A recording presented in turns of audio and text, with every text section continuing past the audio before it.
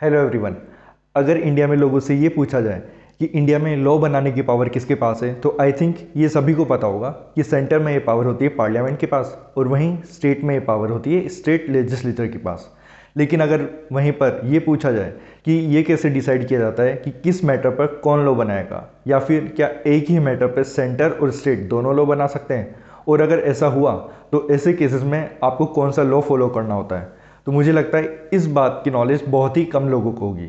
और वहीं अगर ये पूछ लिया जाए कि 7th शेड्यूल ऑफ कॉन्स्टिट्यूशन क्या है और इसका लॉ मेकिंग पावर से क्या रिलेशन है, तो मुझे लगता है ये नॉलेज तो बहुत ही कम लोगों के पास होगी। तो आज हम इसी टॉपिक पर डिस्कस करेंगे, तो इसको डिटेल में जानने के लिए इस वीडियो को एंड तक ज़रूर देखिए।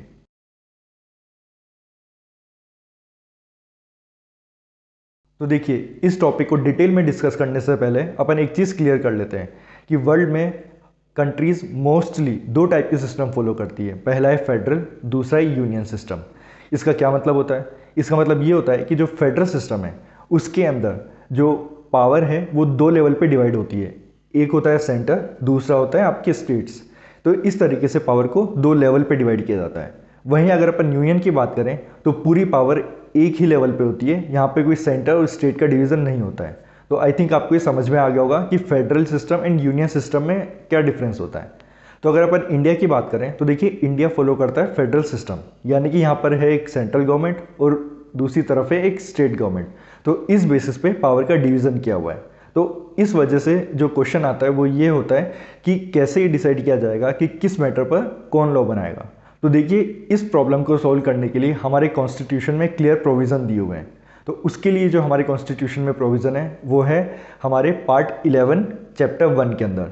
यहाँ पे सेंटर और स्टेट के लेजिस्लेटिव रिलेशन दिए हुए हैं। उसमें क्लियरली मेंशन किया हुआ है कि ऐसी सिचुएशंस में किस मैटर पर कौन लॉ बनाएगा और आपको क्या रूल्स फॉलो करने हैं। तो देखिए, अपन अगर इसका देखते हैं, सबसे पहले आर्टिकल 245। आर्टिकल 245 क्या बोलता है कि जो हमारी पार्लियामेंट है उसके पास पावर है कि वो पूरे इंडिया के लिए या फिर एक छोटे से पार्ट के लिए भी लॉ बना सकती है। वहीं अगर अपन देखें स्टेट की बात करें तो स्टेट गवर्नमेंट के पास पावर है कि वो पूरे स्टेट के लिए या फिर स्टेट के कोई छोटे से पार्ट के लिए भी लॉ बना सकते हैं। तो देखिए, आई थिंक आपको ये डिफरेंस क्लियर हो गया होगा कि पार्लियामेंट के पास क्या पावर है और स्टेट के पास क्या पावर है। तो अगर अपन अब बात करें मैटर की कि किसके पास क्या पावर है किस मैटर पे लॉ बनाने के लिए, तो देखिए इसका आंसर दिया हुआ है आर्टिकल 246 में। तो देखिए, आर्टिकल 246 क्या बोलता है, जो हमारा 7th शेड्यूल ऑफ कॉन्स्टिट्यूशन है उसके अंदर 3 लिस्ट दी हुई है। वो लिस्ट क्या है? पहली लिस्ट है आपकी यूनियन लिस्ट, दूसरी लिस्ट है स्टेट लिस्ट और तीसरी लिस्ट है कॉन्करेंट लिस्ट। तो आई थिंक इनका नाम सुन के आपको क्लियर हो गया होगा कि ये डिवीज़न कैसे हुआ है।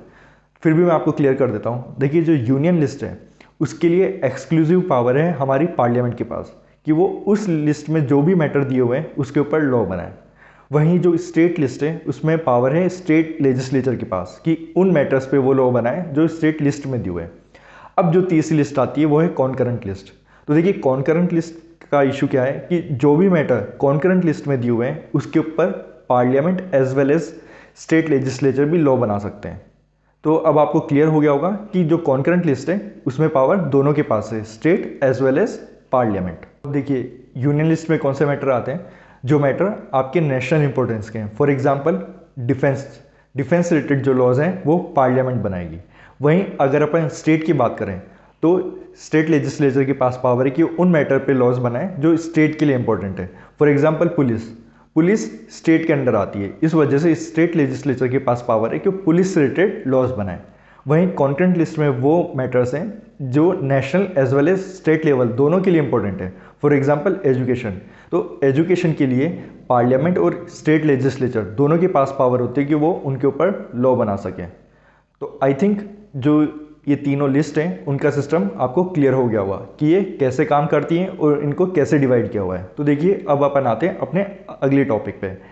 क्या पार्लियामेंट कभी भी स्टेट लेजिस्लेचर की जो लिस्ट है, सेकंड लिस्ट स्टेट लिस्ट, उसके ऊपर लॉ नहीं बना सकती, या फिर क्या पार्लियामेंट के पास पावर है कि वो स्टेट लिस्ट के मैटर के ऊपर भी लॉ बना सकती है?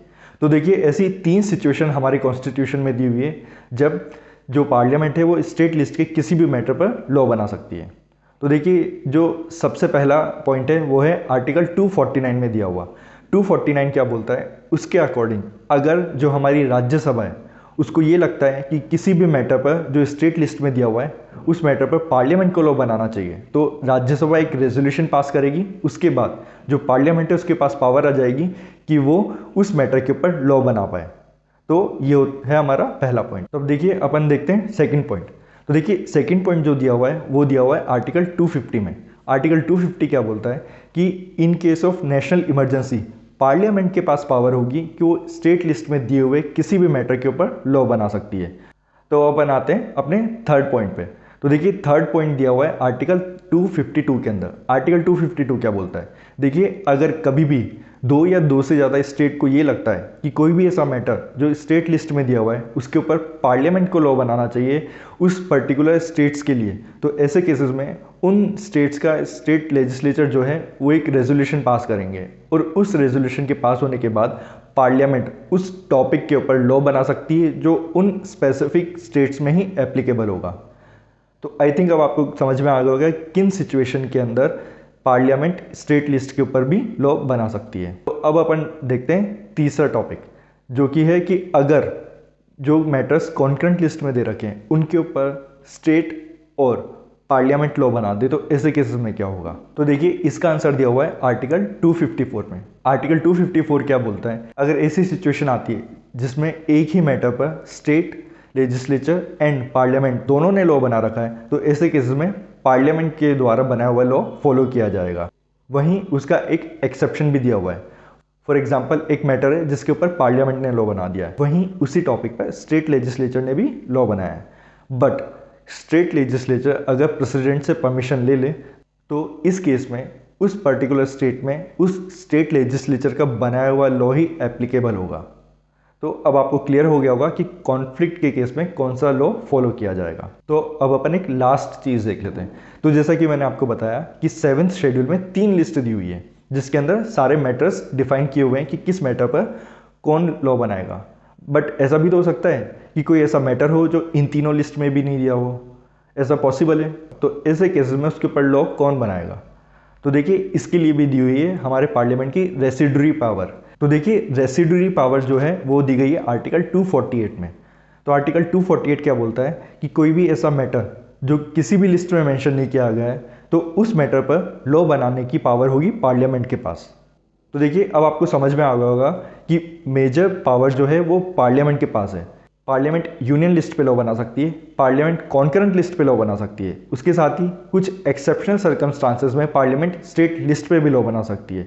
और वहीं जो रेसिडरी पावर दी है आर्टिकल 248 में, उसकी वजह से अगर कोई भी मैटर इन तीनों लिस्ट में नहीं दिया हुआ है तो वो उनके ऊपर भी लॉ बना सकती है। तो आई थिंक अब आपको ये समझ में आ गया होगा कि कैसे हमारे कॉन्स्टिट्यूशन में पार्लियामेंट और स्टेट लेजिस्लेचर की पावर को डिवाइड किया हुआ है। ऐसे ही और टॉपिक्स पे इंफॉर्मेशन जानने के लिए फॉलो करते रहिए हमारे चैनल को।